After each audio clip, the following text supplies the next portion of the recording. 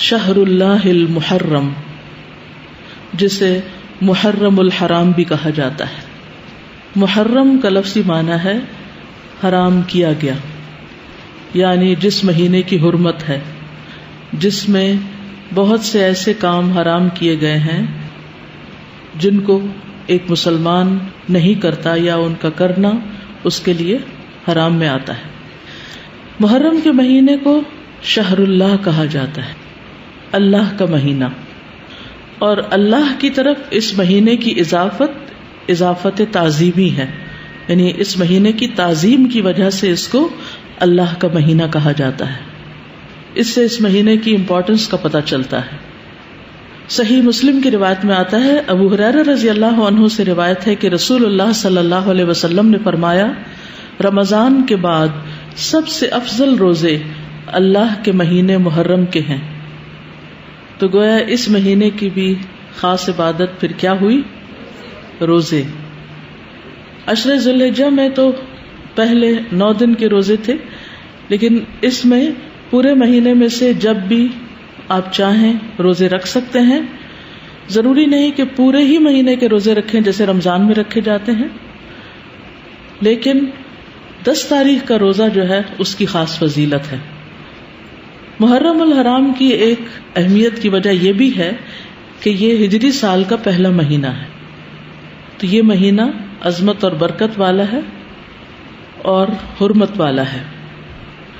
حسن بصری کہتے ہیں کہ بے شک اللہ نے سال کی ابتدا بھی حرمت والے مہینے سے کی اور اس کا اختتام بھی حرمت والے مہینے سے کیا، یعنی آغاز بھی حرمت سے، اختتام بھی حرمت پر.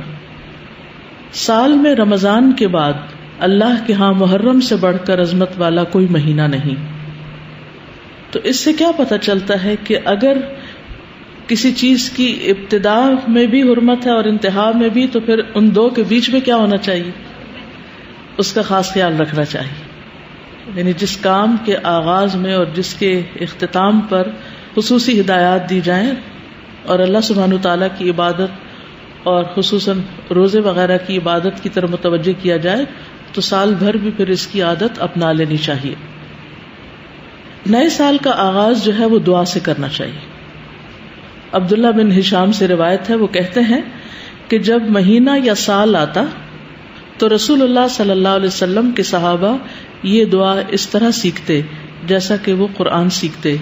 اللہم ادخلہ علینا بالامن والایمان والسلامت والاسلام وجوار من الشیطان ورضوان من الرحمن.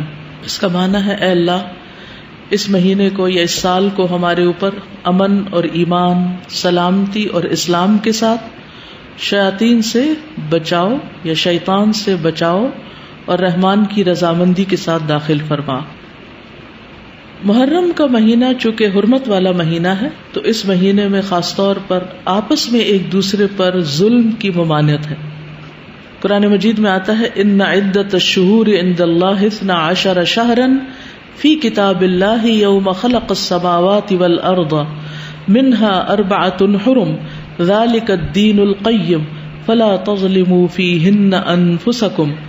بے شک مہینوں کی گنتی اللہ کے نزدیک اللہ کی کتاب میں 12 مہینے ہیں، جس دن سے اس نے آسمانوں اور زمین کو پیدا کیا ان میں سے 4 حرمت والے ہیں، یہی سیدھا دین ہے، سو ان میں اپنی جانوں پر ظلم نہ کرو. تو میسج کیا ہے؟ فلا تظلموا فیہن انفسکم، اپنے آپ پر یعنی ایک دوسرے پر ظلم نہ کرو. تو کیا نہیں کرنا اس مہینے میں؟ ظلم نہیں کرنا. ظلم کی کون سی شکلیں ہوتی ہیں؟ ظلم ہوتا ہے کسی کو اس کے حق سے محروم کرنا، کسی کا حق چھیننا، کسی کا حق مارنا. اس کا یہ مطلب نہیں کہ باقی مہینوں میں ظلم کر سکتے ہیں. اس کا مطلب یہ ہے کہ دوسرے مہینوں کی بنسبت ان حرمت والے مہینوں میں ظلم بہت بڑا گناہ اور بوجھ ہے. اگرچہ ظلم ہر حال میں بہت بڑا گناہ ہے، مگر اللہ جس کام کے گناہ کو چاہے بڑھا دے، جیسا کہ اللہ جس کام کے اجر کو چاہے بڑھا دے. یعنی وہی نماز ہوتی ہے، وہی صدقہ خیرات ہوتا ہے، لیکن عشرہ ذی الحجہ میں کیا ہوتا ہے؟ اس کا اجر کئی گنا بڑھ جاتا ہے. اسی طرح حرمت والے مہینوں میں ظلم کا گناہ جو ہے وہ زیادہ ہو جاتا ہے. اور یہ 4 مہینے خاص طور پر 1/3 آف دا ایئر خاص طور پر اس لیے اس کام کے لیے رکھا گیا اور اس کی شدت کا احساس دلایا گیا تاکہ لوگ اس کی پریکٹس کریں، کانشیس ہوں، اور خصوصی طور پر اس میں اپنے آپ کو ایسے گناہوں سے بچائیں تاکہ باقی سال بھی اس پر عمل کر سکیں.